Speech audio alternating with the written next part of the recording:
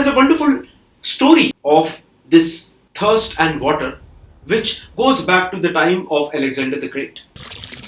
As all of us know, 3/4 of our body consists of H2O, that is water.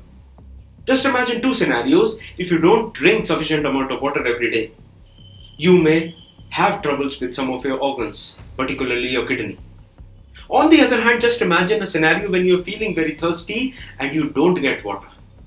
Or just imagine you are feeling thirsty and the water is very expensive. What all you can trade for quenching your thirst. Just imagine those scenarios and you'll understand the importance of water in your life. Not talking about geography, religion, caste, and n number of things which differentiate or which divide human beings. It can be, you can be a person in America, you can be somebody sitting in Germany, you can be somebody in Afghanistan or India.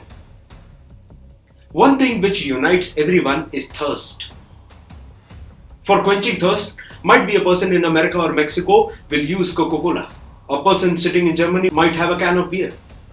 Or somebody in India will drink water. Simply the point is, water is connecting us all. The differentiations, the classifications, all are subsumed under one category, that is thirst for water. There's a wonderful story of this thirst and water which goes back to the time of Alexander the Great. Once what happened, Alexander encounters a sage who was naked. Alexander goes to the sage and he shows pity. He says, "Oh, naked, poor sage, you don't even have a piece of clothes to cover your body. Who are you? What's your name?" He says, "My dear Alexander, I am the conqueror of this world." Now, everybody knew about Alexander that he's the one who wanted to or aspired to conquer the world which was known till that date.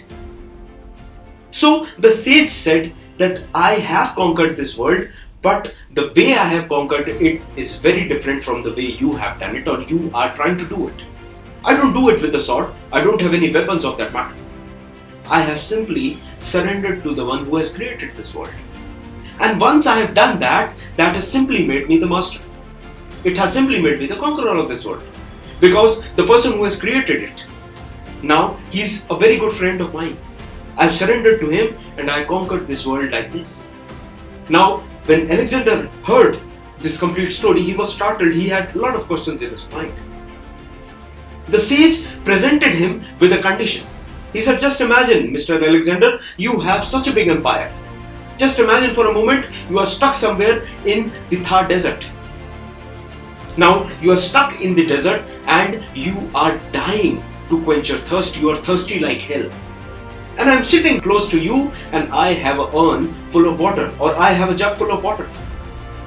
And I tell you, this is jug full of water, Mr. Alexander. How much you can pay for this? What will you do?" Alexander simply replies that I'll give half of my kingdom to you if you give me that jug full of water. The sage says, "I'm not ready for it. I won't sell it for half a kingdom."